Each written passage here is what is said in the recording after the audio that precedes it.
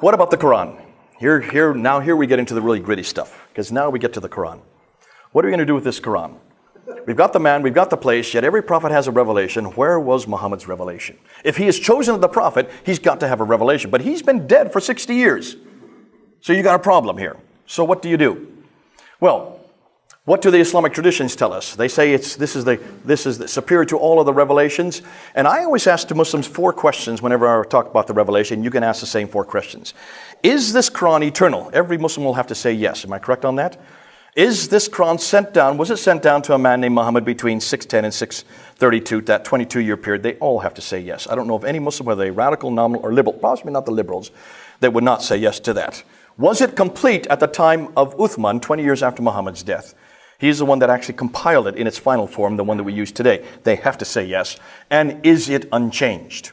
In other words, the Quran we have in our hand today, is it the same Quran that was revealed to Muhammad, that was codified at the time of Uthman, that exists in that eternal tablet in heaven? Every Muslim will say yes to those 4. Can you remember those 4 words? Eternal, sent down, complete, unchanged. That's all you have to remember. I did this in a debate with Dr. Shabir Ali back in 2014, where we asked this very question. They're in Toronto, and I just asked those 4 simple questions. And he said yes, yes, yes, yes to all of them. So all I needed to ask was a 5th question. Prove it. Prove it. Now, you can't prove eternality. I don't expect him to prove that. You can't prove down whether it was sent to Muhammad, because we don't know anything about Muhammad or anything came from that time. I'm just asking him to prove the last 2, number 3 and 4. I want you to show me one manuscript of the Quran from the time of Uthman that is complete and unchanged. That's all we're asking. That's pretty simple enough, isn't it? Since they are the ones that claim it, we don't claim it. We would never claim that about our Bible. Our Bible is not eternal. Please don't say that. Sent down? No, it was not sent down. Inspired? Yes, but not sent down. Complete? Yes, we would agree with that. When in its original form it was complete. Unchanged? No, it has been changed. We know where the changes are. We even warn the readers where the changes are. So we would never make those 4 claims. We would only make one of them. Okay? So this is not our problem. This is their problem. See how easy it makes? I'm making it? You ask them these questions. Put them on the hot seat and ask them to show you one manuscript that is complete and unchanged from the mid-7th century, 652. Prove it. Now, they do believe that 6 manuscripts do exist today.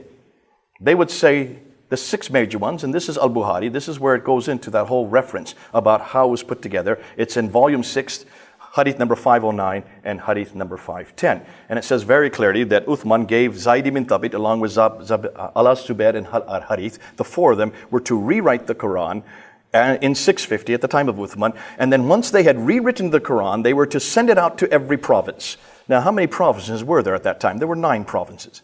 Basra, Baghdad, Damascus, Jerusalem, Cairo, Alexandria, Aden, Nishapur, and Herat. Those are the 9 provinces that existed at the time of Uthman. So they sent 9 copies to 9 cities in the mid-7th century. And then what does it say? And all the other fragmentary copies, they were burnt. They burnt everything else. Why do you burn manuscripts? Because they disagreed. That's hard enough anyways. But nonetheless, we're not going to stick with that. Let's continue and let's ask about these 9 copies. The ones sent to Basra, Baghdad, Damascus, Jerusalem, Cairo, Alexandria, Aden, Herat, and Nishapur. We're talking only about 1,400 years ago. Listen, if you want to see how much we have for our New Testament account, just come down to the British Library and I'll show you the entire 27 books of the New Testament called the Sinaiticus that has been around since the 4th century. That's 300 years before what we're talking now. Right next to it is the Alexandrinus. That's from the 5th century. That's 200 years from what we're talking now. If we can come up with 265 either partial or complete manuscripts of our New Testament from before the 6th century, certainly the Muslims can come up with one. One. That's all we're asking. We just want one of the 9. And see, they claim that they do exist. The 9 that they claim exist are these ones here. The Topkapi, which is in the Topkapi Museum there in Istanbul, in Turkey. The Samarkand, which is in Tashkent in Uzbekistan. The Ma'il, which is in the British Library there in London. So we know that one quite well. The Hosseini manuscript, which is in Cairo, there in Egypt.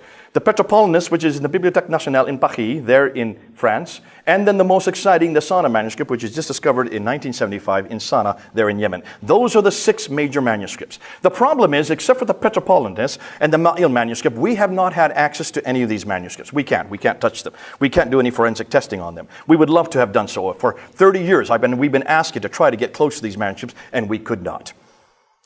But that changed in 2002.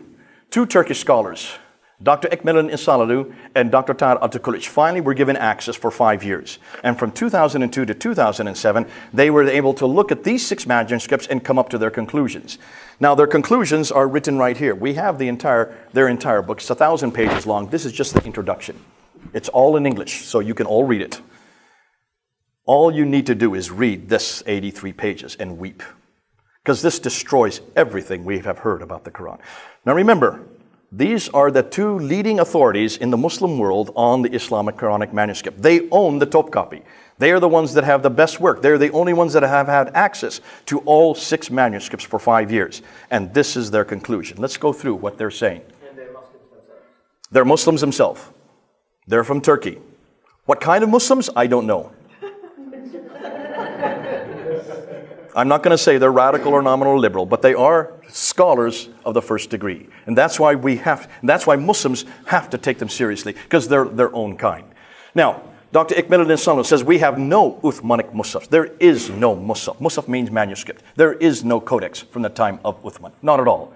Nor do we have any copies of these Musafs. These Musafs date from a later Umayyad period. The Umayyad period goes from 661 up until 749. The later Umayyad period means they're all 8th century manuscripts.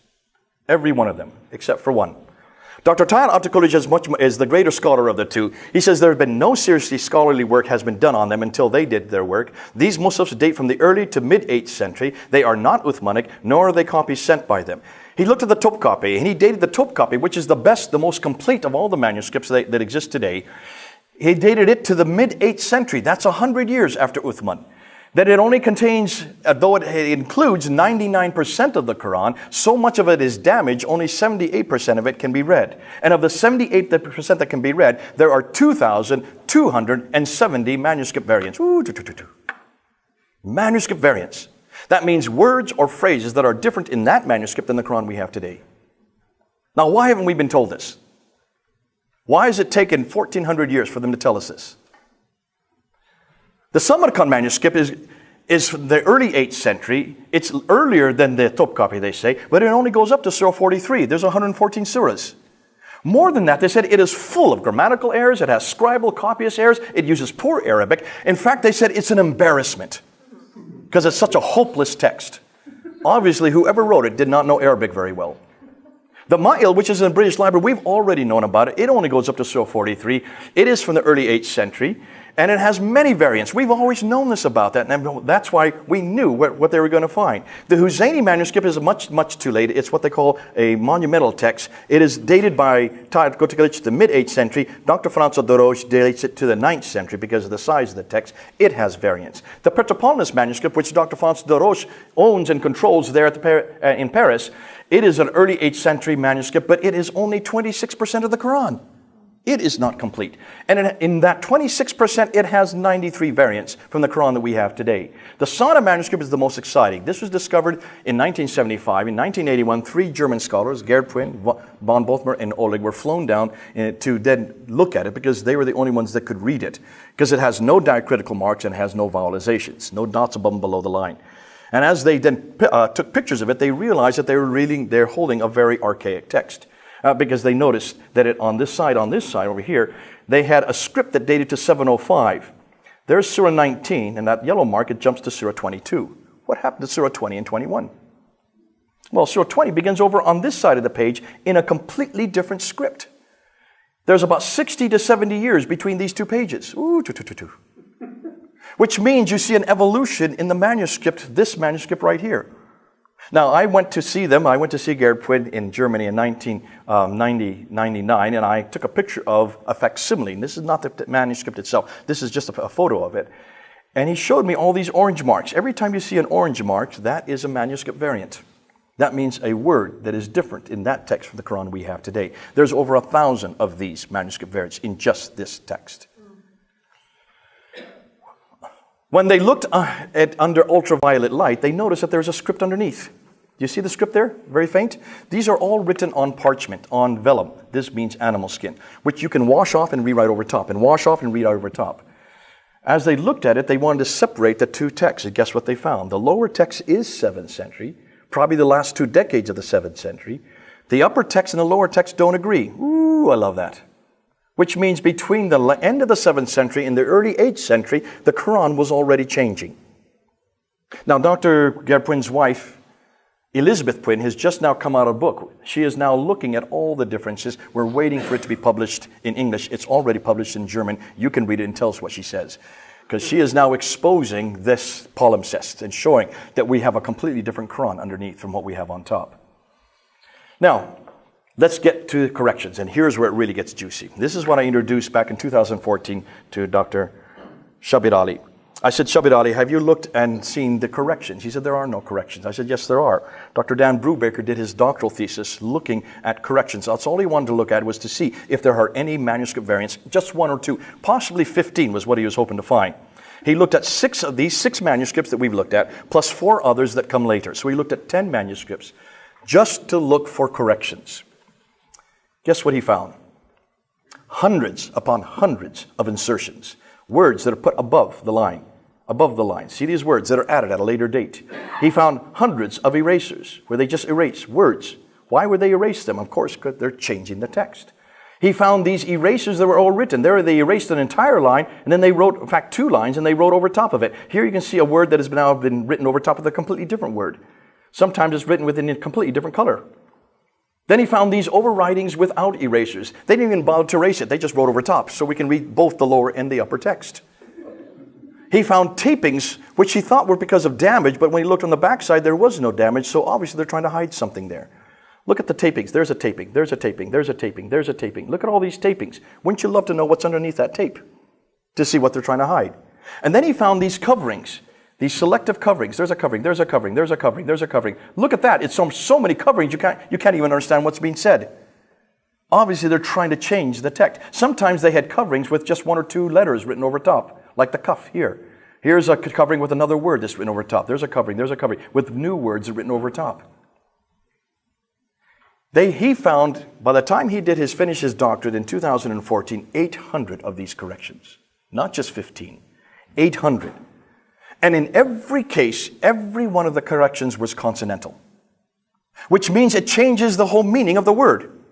These were not vowelizations. These were not dagger alifs like Muslims try to say today. He purposely did not include any dagger alifs in them. These had nothing to do with vowelization because there were no vowels there. This vowelization was only introduced in the 9th century and the 10th century, which means that in every case they were changing the meaning of the text. And what was most disturbing was that these corrections continued up until the 9th century.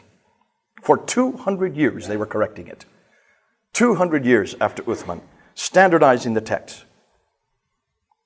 Western scholars now are concluding that the earliest Muslims begin to appear in the 8th century. Muslim scholars like Ekmeluddin and Altakulic now conclude that the earliest Muslims begin to appear in the 8th century. Even Islamic Awareness, the most prodigious, the largest website on manuscript, Islamic Quranic manuscripts, has now finally admitted, because of the work of these 2 Muslim scholars, that the earliest manuscripts do not appear until the late 7th and early 8th century. The latest research shows that even these Muslims have 7 forms of correction dating up until the 9th century. Therefore, since the Muslims cannot prove that there are any complete manuscripts from the time of Uthman, I would suggest that the Quran is not eternal. I would suggest that it was not sent down. It was not complete in 650. It was not the same. It has been changed. Therefore, who is Muhammad and what was his purpose?